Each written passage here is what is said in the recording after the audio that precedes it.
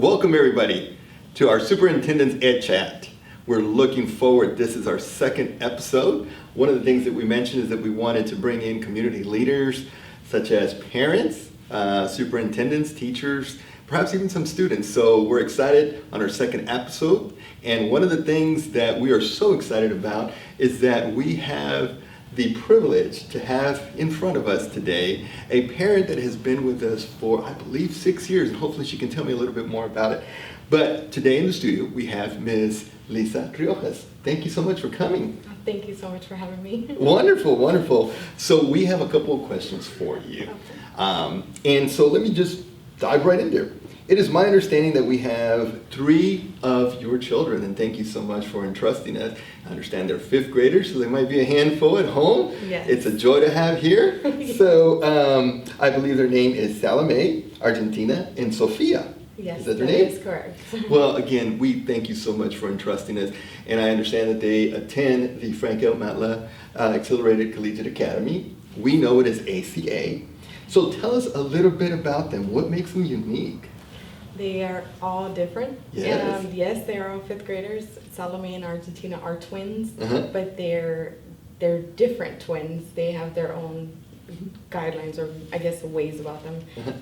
Like I explained to other people, Salome is more the focused and determined one, where Argentina, she's more the laid back, relaxed, and she will conversate her way through any scenario. And Sophia, she's more my encourager, my motivator. She's the house cheerleader. So they're the very real different. question is this: which one takes over you? They all have a little bit about me. So my Salome is like me when it comes to focusing and staying in line to try and stay ahead. Sophia is more the on top demander. It's like, hey, mom said we got to take care of this, right, mom? And we're going to focus on this. And it's like, okay. So I'd say Sophia's the more cheerer for the group. Good. And Argentina, she's kind of like in her own wanna be that teacher, right, but to her own friends and stuff. Well, thank you so much for sharing that. You know, it's so important in the school environment when we get to know each child for their benefit and what they stand for. So that's one of the things that I asked you. Why? Because, you know, in today's day and age, we talk about assessment and tests and all of that, but at the end of the day, it is my belief that if you don't get to know the child and what that child means to you, it doesn't matter what the test, because they're not going to produce for you. I agree 100%. Wonderful, wonderful. 100%. Well, I have a couple more questions. Okay, go ahead. So your children are truly shining in our environment, and I hear that directly from our principal and the staff over there. So, you know, it's great to hear that. You know, we're just so proud to be part of that educational journey. So considering that you have so many options, not only here in San Antonio, but, you know, nowadays charter schools are all over the place, right? So considering that there's so many options out there, what brought you to New Frontiers? What originally brought me to New Frontiers was I had them in a zone school, and they were in pre-K 3, pre-K 4. But what happened was Salome, like I said, she's that focused, determined, bossy type where if she got over on you, that Determined, was the not end bossy. of the How's year. that? Okay, so she was like, if she got over on you, that was the end of the school year. And that's what happened when it was either kindergarten or first. But I think it was kindergarten. And I asked the principal, I said, look, I need a teacher that's firm for her to make her understand that the teacher is the teacher and she has to be where she has to be, a student. And the principal couldn't help me. They said it would be more like favoring one child over another, and I was like, no, I'm trying to help you, help me. I work full time. I need them to be in school. Right. I really need the help. And so unfortunately, they couldn't help me. So when I came to New Frontiers, it was like they're not zoned by a zip code, which was a blessing. And so when I toured it, I specifically told them, I said, I need a firm teacher. I said, you don't understand. I have to work. Like, I'm the breadwinner of the house. I need to work. And so they're like, oh, we have the perfect teacher for you. We have Miss Mitchell. And I said, well, let me meet Miss Mitchell because I'm going to have to let her know how Salome is. Oh, it turned out to be the greatest thing ever. They blended so well, they bonded. Our first conference was a 15-minute, supposed to be a 15-minute conference. Right. It turned out to an hour and a half Wow. of laughter and understanding where Salome was coming from, where the teacher was coming from, how she incorporated Salome in the classroom to benefit her as well as benefit Salome. Wow. And it just worked out perfect, and I felt comfortable. So the girls have been here since kindergarten, and throughout all the years, I feel it's a safe environment to be.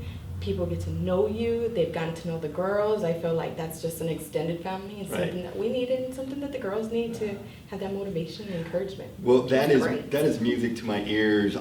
You know, as the superintendent and CEO of this organization, you know, sometimes we don't hear all the good stories about that, you know, Yeah. but that's a blessing. Just a little bit about the zoning before we kind of leave that. So for us, New Frontiers, just so the community that's hearing this, we are actually zoned by Bexar County. And we do have secondary boundaries that extend all the way to Floresville, Devine, other areas outside of that. So if you're looking for a school that provides an individualized instruction like Ms. Riojas is talking about, come find us on our website or come visit us at 4018 South Spresa.